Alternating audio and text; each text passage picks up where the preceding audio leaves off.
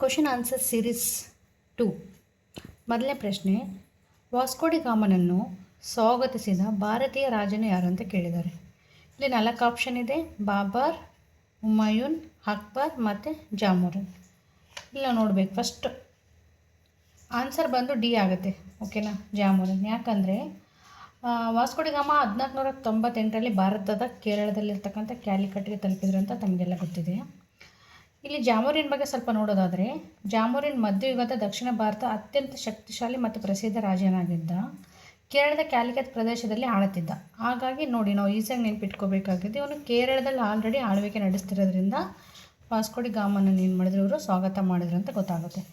ಇನ್ನು ಕ್ಯಾಲಿಕಟ್ ಆ ಕಾಲದಲ್ಲಿ ಭಾರತ ಪ್ರಮುಖ ವಾಣಿಜ್ಯ ಕೇಂದ್ರವಾಗಿತ್ತು. ಆದ್ದರಿಂದ ಅರಬ್, ಚೀನಾ, ಯುರೋಪ್ ವ್ಯಾಪಾರಿಗಳು ಅಲ್ಲಿ ವ್ಯಾಪಾರ ಮಾಡುತ್ತಿದ್ದರು.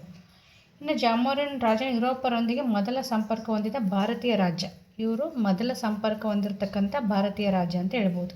ಇನ್ನು ಬಾಬರ್ ಬಗ್ಗೆ ನೋಡೋದಾದರೆ, ಬಾಬರ್ ಮತ್ತು ಜಾಮೋರಿನ್ಗೆ ನೇರ ಸಂಪರ್ಕ ಏನಿರಲಿಲ್ಲ. ಯಾಕಂದರೆ ಅವರು 1526ರಲ್ಲಿ ಮೊಘಲ್ ಸಾಮ್ರಾಜ್ಯನ ಸ್ಥಾಪಿಸಿದರು. ಇನ್ನು ಬಾಬರ್ನ ಮಗ ಹುಮಾಯೂನ್ ಅಂತ ಆಗುತ್ತೆ.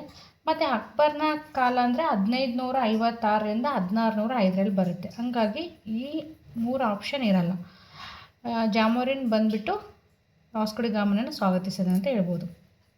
ನೆಕ್ಸ್ಟ್ ಪ್ರಶ್ನೆ, ಭಾರತಕ್ಕೆ ಬಂದ ಯುರೋಪರಲ್ಲಿ ಪೋರ್ಚುಗೀಸರು ಅವಿಜಯರಾಗಿ ಉಳಿದರು. ಯಾಕೆ ಅವರು ವಿಜಯರಾಗಲಿಲ್ಲ? ನಾವು ಪ್ರೀವಿಯಸ್ ಕ್ವಶನಲ್ಲಿ ಕೂಡ ನಿಮ್ಗೆ ಹೇಳಿದ್ದೆ. ಅವರು ಯಾವುದ್ರ ಮೇಲೆ ಹೆಚ್ಚು ಗಮನ ಹೊಂದಿದ್ರಂದರೆ, ಅವರು ಮತಾಂತ ನೀತಿಯಿಂದ ಇಲ್ಲಿನ ರಾಜರು ಅವರ ಶತ್ರುಗಳಾದರು. ಅಂದರೆ ಅವರೆಲ್ಲರನ್ನೂ ಕ್ರಿಶ್ಚಿಯಾನಿಟಿಗೆ ಕನ್ವರ್ಟ್ ಮಾಡೋದು, ಕ್ರಿಶ್ಚಿಯನ್ ಮಷಿನರಿಗಳ ಮೇಲೆ ಅವರು ಇದು ಮಾಡಿದ್ರು. ಅವ್ರಿಗೆ ಇಲ್ಲಿ ಭದ್ರವಾಗಿ ನೆಲೆ ಊರಬೇಕು ಅಥವಾ ಸಾಮ್ರಾಜ್ಯ ಕಟ್ಟಬೇಕನ್ನೋದು ಇರಲಿಲ್ಲ.